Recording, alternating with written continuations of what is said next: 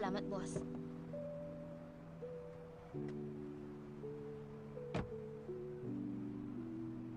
Stars above, whispers of silence, gentle glow, heart at ease, breath so slow, let the sky keep me flow, cool breeze, night feels right, moonlight cast shadows light, eyes closed, peace in sight, hidden woods take flight, starry night dreams, peaceful it seems. Heart and beams, life redeems, starry night dreams. Peaceful it seems. Heart Oh, boss. Gusto mo ng crayfish? redeems, quiet Wala akong ganong kumain eh. May nangyari sa pamilya niyo. Sasamahan kita. lands, soft tunes, soothing hands.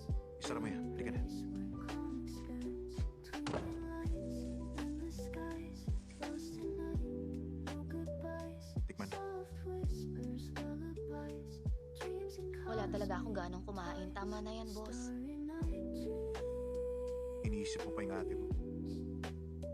peaceful it seems. Naisip ko lang na Heart maraming pinagdaanan si ate. redeems, Pero wala akong naitulong. May point naman si Ujun kanina. Hindi naman talaga nasaktan si Changshi. Mahirap hanapan ng ebidensya. peaceful it seems. Ang magagawa lang ay pabagsakin ang karir ng tao yan. Life redeems, Naiintindihan ko yon. Pero nagtataka lang ako kung ba't hindi tumawag ng pulis si ate.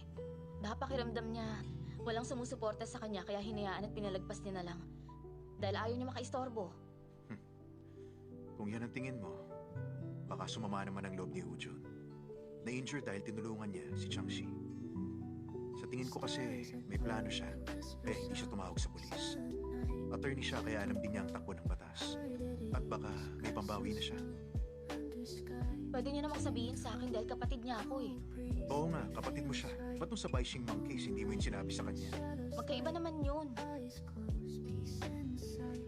Ang sinasabi ko, kahit ang magkapatid may sariling buhay. Pwede kayong magtulungan, pero di pwede makialam. Peaceful it seems. Heart Matalino si ate. life Baka may naisip siya na hindi ko pa alam. Alam mo naman pala eh. peaceful it seems. Oo na, sige na. Tama ka naman. Nalulungkot lang ako. Life redeems. O sige, huwag mo na isipin. Night begins. Baka malungkot din ang ate mo niya. Distant lands. Soft tunes. Soothing hands. Embrace. Kumain ka. Calm expanse. Marami na akong nabalatan niyan. Lights in the skies. Lost in night. No goodbyes. Soft whispers. O boss, gumagabi na. Mabuti pang umuwi ka na at magpahinga. Anong sabi mo? Pinapalayas mo na ako. Ang sinasabi ko lang may pasok pa bukas at pag di ka nagpahinga, baka maapektuhan ang trabaho mo. Heart and beams. Life Hindi naman kita pinapalayas eh. Ganun din yun. Ubusin mo yan. peaceful it seems. Heart and beams. Life redeems. Kahit yung nabalatan ko lang. Okay.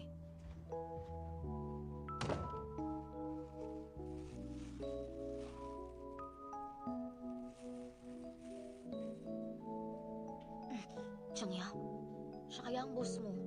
Huwag ka mag-imagine dyan.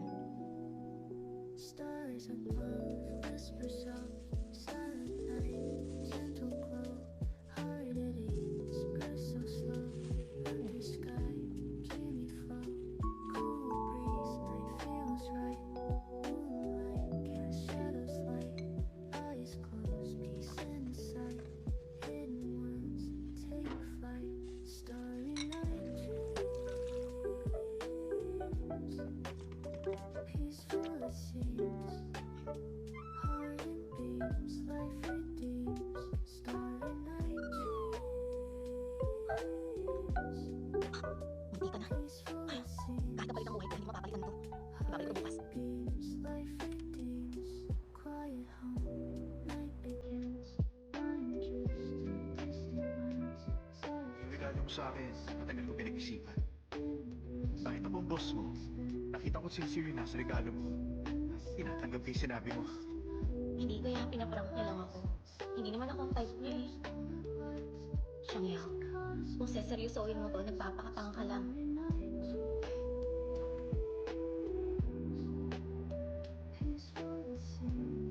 Ay, nakakainis.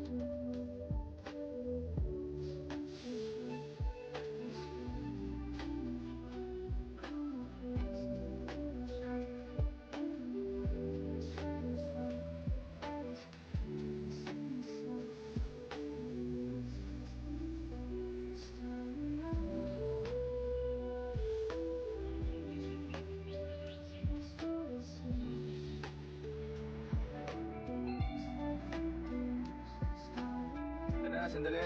Ito na. Hello po. Kayo ba si Mr. Wu? Oo. Pinabibigyan ni Mr. Chen. Pakipirmahan. Ha? Ipasok na po namin dyan. Sige, salamat. Para saan yan?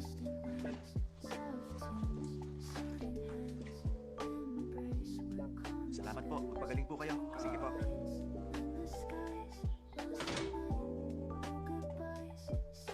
Para saan to? May malaking ribbon pa talaga eh, no?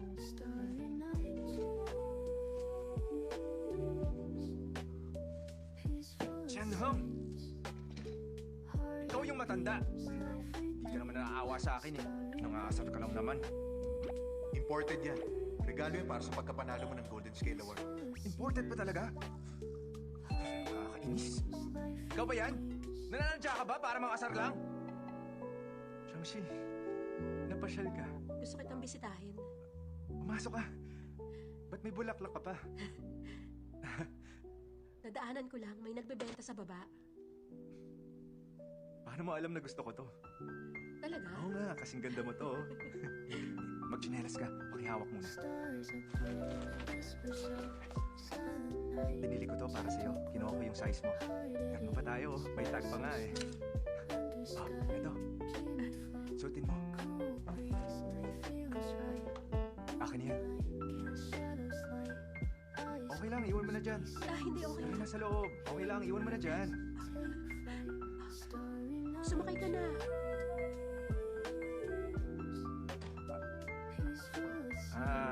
Ayoko. Hindi ako sasakay sa wheelchair. Itutulak kita. Nakakahiya naman kung di ko gagamitin. Sige na nga. O, dahan-dahan lang Eh. Wow, masarap pala rito. Kapag matanda na ako, itutulak mo ako Kung saan tayo pupunta, ang saya. Changxi, ba't bigla kang bumisita rito? Namiss mo ba ako? Changxi, kaya ka pumunta rito dahil gusto mo na akong tumigil manligaw sa'yo, ganun ba?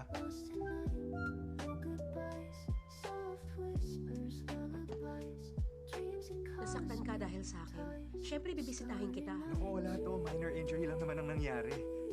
Nag-aaral pa ako ng sanda para kay Dongming. Kapag nagkita ulit kami, humanda siya sa akin. Huwag ka nang mag-alala. Poprotektahan kita lagi. Akong bahala, okay? Hindi na ako natatakot ngayon kay Dongming. Ano man ang gawin niya, hindi na ako masasaktan. Mabuti kung ganun. At dahil sa iyo yun, yung kabaitan mo at mga nagawa mo sa akin, medyo nakakabigat kasi sa akin. Sasagutin kita ngayon. Pinag-isipan ko na to. At ilang taon ko na rin tong iniisip. Mula nung nagising ako sa klinik nung dinala mo ako, nagpasya na ako. Ikaw ang gusto kong makasama habang buhay. Wala nang iba. Ikaw lang. Alam ko maraming nangyari paglipas ng mga taon. Pero ganun pa rin tayo. Pakiramdam ko walang nagbago sa atin. Ang maganda pa nun, hanggang ngayon pa rin, napakasaya ko dahil gusto kita. Huwag mo namang ipagkait sa akin yung simpleng kasiyahan na yun. Napaka-unfair nun para sa akin. Pero huwag mo sanang masamayin ang sinasabi ko. Hindi kita pinipilit. Ang akin lang naman, sana bigyan mo ang sarili mo, tayo, ng pagkakataon. Pero syempre, kung sa future hindi ka na komportable o kaya naman naabala ka na, pwede ka namang umurong anumang oras. Hindi ko na kukwestiyonin yun. Maniwala ka.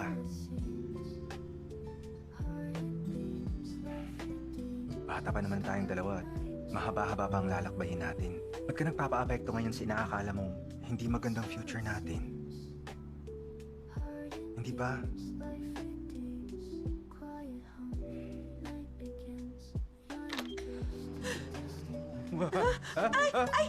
Anong klaseng basura to? Ba't biglang gumagalaw ng kusa?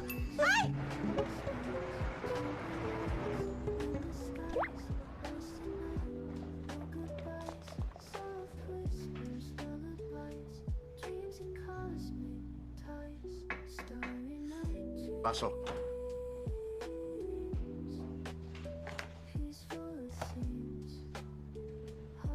Boss, ito yung jade bracelet. Pwede mo bang ibalik to sa mama mo? Ikaw magbalik. Kailangan ko pang magtrabaho. Masyadong mamahalin yan. Nag-aalala ko na nasa akin yan. Isa sa mga pamana to ng pamilya niyo, kaya binabalik ko sa'yo. Ayan, boss. Kitang-kita mo naman, walang gas-gas.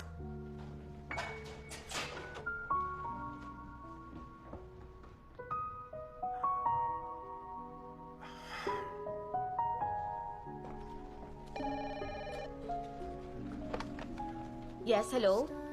Changyao, Ma, sabi ko sa inyo, huwag niyo akong tawagan sa trabaho. nag-text ako sa'yo pero hindi ka nag-reply. Gusto ko lang kasing magtanong, tuluyan ka na bang nakipaghiwalay? Nag-uusap pa ba kayo ni Chen? Nakipaghiwalay na po talaga ako. Sige na, ibababa ko na to. Masyado ka namang mainipin. Isang bagay pa. Yung anak na matalik kong kaibigan, matanda sa'yo ng 2 taon, si Shuming. Magkalaro kayo nung bata ka pa. May meeting kasi siya dyan malapit sa area mo. Magkita kayo mamaya at sabay na kayo mag-dinner. Lumabas kayong dalawa, anak ng kumari ko yan. Ma, sinasabi ko sa inyo, kung dinner lang ito, pupunta ako. Pero kung dahil dito, ayoko, huwag na akong ireto. Ano ka ba? Hindi naman masama magkaroon ka pa rin sa kaibigan. Payag ka ha? O, sabay na. Teka,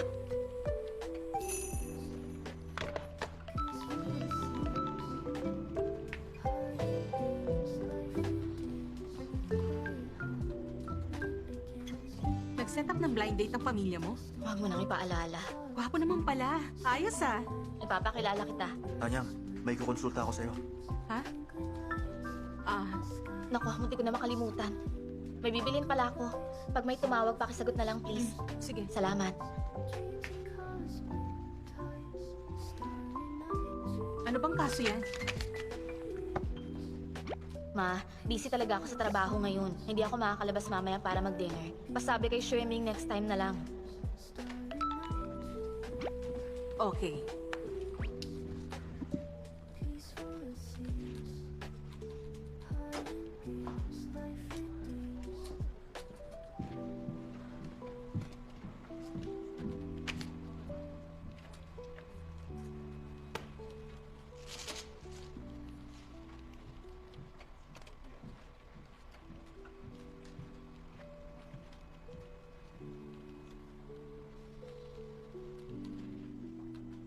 Stars above, whispers of silent night, gentle glow, heart at ease, eyes so slow. Boss, 3 beses na kayo pumunta ng restroom. May problema ba ito nyo? Goji Berry Tea, the best to. Sira ulo ka ba? Ano masama sa Goji Berry? Uy, Dan. Sino nagbigay sa'yo ng bulaklak na yan? Hulaan mo. Bongga! Wow! Ang ganda naman yan! Sino nagbigay? Naku, hindi to sa akin, no? Sabi ng receptionist para kay Changyao. Malamang galing sa blind date niya mamaya. niya? Oo. Kailan ba nagkaroon ng blind date si Changyao? Mapagkakaniwalaan ba yan? Magkababata daw sila. Nakita ko yung pictures at gwapo siya. Medyo kamukha niya si Attorney Chen pero mas masayahin. Para siyang tumama sa loto. Kung ako siya, hindi lang ako makikipag-date. Magpapropose agad ako. Nagpakipot ka Wala naman. pa kayong mga trabaho? Pag nakita ko ulit kayo nakatampay, di kayo susweldo ngayong buwan. Bakit ba galit na galit yun ngayon? Dahil ba sa chismis kay Changyao? Imposible yun. Ba't siya magkakain sa buhay ng isang mortal? Hindi nga yung buhay ko. Wala siya pakialam sa lahat. Uminom ka lagi ng supplement mo para sa bato at utak.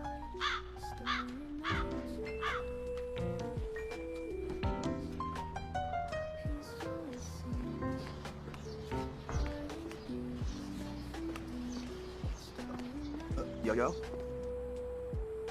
Hi. Yo-yo? Mas maganda ka pala sa personal. Ang ibig sabihin, mas lalo kang gumaganda.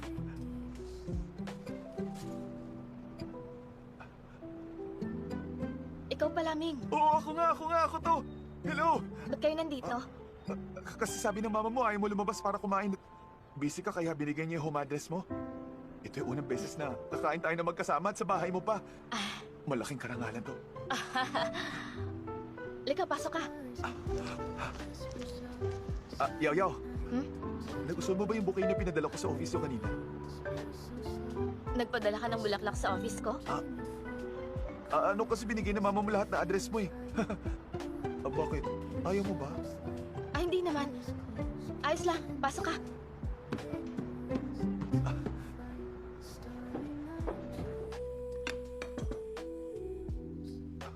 Grabe, ang dami nito ah. Ang galing mo namang magluto. Maswerte ang sino man mapapangasawa mo. Mas malinis at mas tipid kasi paglutong bahay. Kaya na tayo. Sige.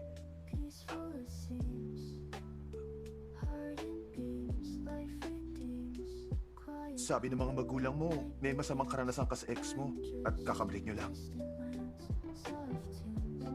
Oo, parang ganun nga. Pinapakita lang niyang bulag siya. Nasa harap na niya ang mahalagang hiyas, tinapon niya pa. Nga pala, Ming. Sigurado akong nagkwento si Mama sa mama mo at sinabi kung gaano ako kamiserable ngayon. Wag mo nang isipin yon. Tsaka wag mo na rin akong i-comfort o kaya naman bulahin. Ayos lang ako, masaya ako ngayon. Huwag ka rin ma-pressure sa blind date na sinet up ng mama mo. Mag-enjoy ka lang muna sa pagkain natin ngayon. Hindi kita binubola. Nagsasabi lang ako ng totoo. Yaw, kahit hindi tayo nagkita ng isang dekada, naaalala pa rin kita. Hindi ka naman nagbago. Sa totoo nga, mas lalo ka pang gumanda ngayon. Nga pala, hindi ba nagtatrabaho ka sa Leon, tama? Oo. Hindi mo pa ba nakikilala ang dream girl mo? Lilipat na ako dito sa main office sa susunod na buwan. Yaw, nasa iisang lungsod na lang tayo paglipat ko. Magkababayan tayo at matagal na rin magkakilala ang mga pamilya natin. Tingin ko talaga, pwede nating subukan maging tayo. Tingin ko naman masyadong mabilis. Kumain muna tayo. Medyo mabilis ba? Pwede tayo magsimula bilang magkaibigan. Sa totoo lang, noon pa man gusto na talaga kita. Ang ingay mo naman.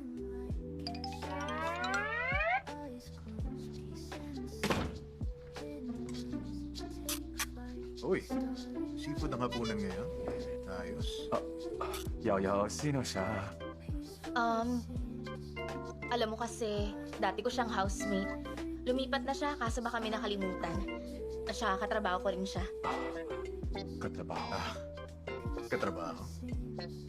Sian Hang, ba't ka nandito? Masama kasi pakiramdam ko kaya bumalik ako para matulog. Pasensya na, naistorbo ko ba kayo? Kasi kung oo, pwede naman akong umalis. Kumusta ka, Chen? Swimming, pare. Dati kami magkaklase ni Yaw nun. Total, katrabaho ka niya. Saluhan mo na kami. Sabay na tayo. Kuha mo akong chopsticks.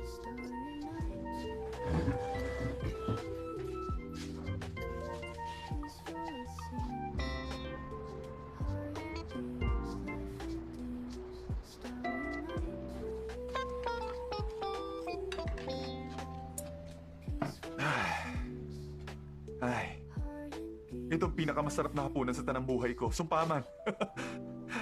Grabe ka talaga magluto, Yaw. Naalala ko yung abalone na niluto mo para sa akin. Yun, masarap yun. Ito ngayon, sakto lang. Yaw, kung alam ko lang, sana kumain na lang tayo sa labas para hindi ka na napagod. Well, paglipat ko next month, sagot ko na isang buwang hapunan bilang pasasalamat sa inihanda mo ngayon. Kailangan naming mag-overtime next month. Bakit naman? Marami tayong kaso. Buong team ang mag-overtime. Hirap pala yung trabaho mo. Bilang abogado, no? Kailangan mo mag-overtime na isang buwan. Naisip mo na ba lumipat ng ibang trabaho?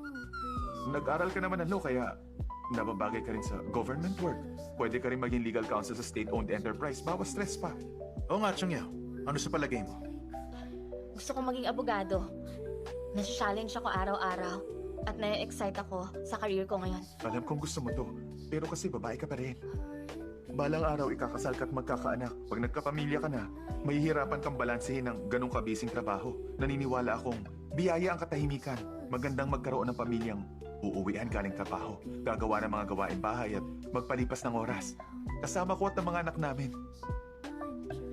Ayon sa sinasabi mo, ba't hindi mo siya tanungin kung gusto niya maging katulong? Total, naaayon yun sa gusto mo. Hindi sa ganun, moderno ng panahon ngayon. Kailangan may trabaho mga babae para may pandagdag sa gastusin. Sa ganung paraan bilang asawa, mas mababawasan ang stress ko. Gusto mong alagaan ka at ang mga anak niyo ng asawa mo, pero gusto mo rin siya magtrabaho? Ba't ka pa niya kailangan? Sinabi na nga ni Chang Yao na sa loob ng 2 taon ayaw niyang makipag-date o magpakasal. Magfo-focus siya sa career niya. Mauhusay lahat ng nakapalibot sa kanya, kaya naman mataas ng standards siya ngayon. Sa totoo lang, ang karera at gawaing bahay ay hindi magkasalungat. Magaling naman si Yao Yao. Sigurado ako magagawa niya yun. Tama ba ako? Maayos naman ang lagay niya ngayon. Di niya kailangan ng papuri. Ang punto ko lang naman sa sinasabi ko ay sa ngayon, mas tinututukan muna niya ang career niya. Kahanga-hanga ang mga nakilala niya sa trabaho niya, nalampas sa pag-unawa mo kaya pakiusap. Huwag mong gamitin ang kakitiran ng utak mo para tingnan ang kinabukasan niya.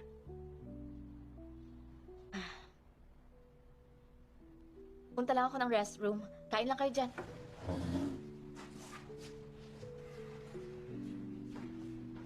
Stars above, whispers Brett, pansin ko parang may galit ka yata sa akin. May gusto ka rin bakit siyang Yao? Ano naman pakialam mo? Lagi mo kasi kung pinupuntirya, bakit ba? Nagkita na ba tayo nun? Naagrabyado ba kita dati? Para sa akin, hindi ko yung tipong gusto kong makilala.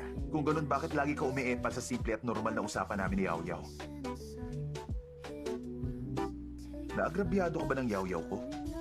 Kung oo, ako na ang humihingi ng tawad sa'yo para sa kanya sa anumang nagawa niyang mali. Isa lang siyang simpleng babaeng hindi nakakaintindi ng mga kalakaran. At saka bata pa siya, huwag sanang sasamahan. Sabihin mo, close ba kayo ni Chang Yao? Isa pa ni hindi ka nga humingi ng permiso para tawagin siyang yaw-yaw ko, tapos puro ka yaw-yaw ko. Naiintindihan mo pa talaga siya? 10 taon na kami Yao. At Chang Yao, tutulungan na kita magligpit ng kinahina. Naku, hindi na. Bisita kita. Kaya ko na to. Maupo ka na lang dyan. Sige.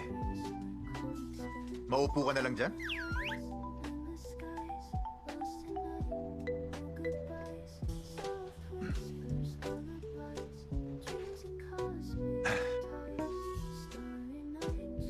Gabi na pala.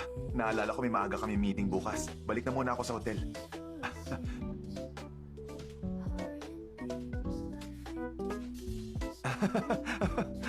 At saka, salamat din sa magiliw mo magtanggap sa akin. Tingnan mo Huwag kang to. mag-alala. Balik ka na lang sa susunod. Lilibangin kita kasama ng yaw-yaw ko.